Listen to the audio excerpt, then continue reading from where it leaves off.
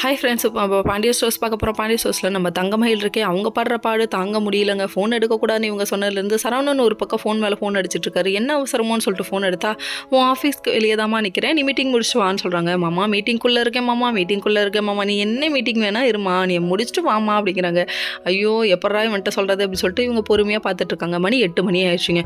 7 மணிலேருந்து வெயிட் பண்ணவர் 8 மணி ஆகவும் மறுபடியும் ஃபோன் பண்ண ஆரம்பிச்சிட்டாரு. உடனே பக்கத்து அக்காட்ட அவங்க சொல்லிவிட்டு அவங்க கிளம்பலான்னு சொல்லிட்டு இங்கே வந்தால் இவர் மேனேஜர் விடுறதுக்கு யோசிக்கிறாரு. 8 மணினா 8 மணிக்கே போகணுமா அப்படின்றாரு. டே காட்டு பூச்சி வேலையை காட்டுறா ரேஞ்சுக்கு காட்டாதடா, 8:20 ஆயிடுச்சுடா அப்படின்னு சொல்கிறாங்க.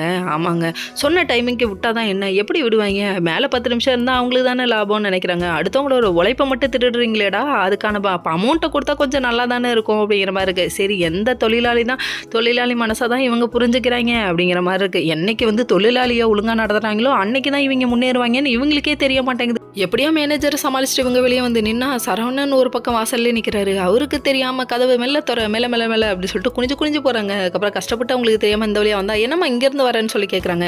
மீட்டிங் ஹால் இங்கே இருக்குன்னு ஒரு பொய்யை சொன்னவங்க அதில் 50-60 பேர் உட்காந்து சாப்பிட்லான்ற உண்மையை போட்டு உடச்சிட்டாங்க. என்ன சாப்பிட்றதா இல்லை உட்காந்து பேசலாம்னு சொன்னேன் அப்படின்றாங்க. என்னடா பண்ணுறது, இவ்வளோ சமாளிக்க வேண்டியதாக ஆயிடுச்சு அப்படிங்கிற மாதிரி இருக்குது. நமக்கு அதிரையும் ராஜியும் ஒரு பக்கம் காமிக்கிறாங்க. ஃபங்க்ஷன்லாம் வேறு லெவலில் அட்டன் பண்ணி முடிச்சுட்டு வீட்டுக்கு வராங்க. அவங்கள்ட்ட நடந்தது எதுவுமே சொல்லக்கூடாது. மீனா ஒரு பக்கம் ஹாப்பியாக இருக்காங்க. அவங்கள்ட்ட காமிச்சிக்கிறாங்க. அதுக்கப்புறம் செந்தில காணுமே உட்காந்துருந்தவங்க செந்தில் வராரு. வந்ததுக்கப்புறமா உங்களுக்காக நான் இருக்கேன் அப்படின்னு சொல்லிட்டு கை கொடுக்குறாங்க. உண்மையுமே அதுதாங்க பொண்டாட்டியோட குணங்கிறது. அதுக்கப்புறம் இவங்க 2 பேரும் ஒன்றா சேர்ந்து சாப்பிட்டுட்டு இருக்காங்க. மறுநாள் காலையில் விடியுதுங்க.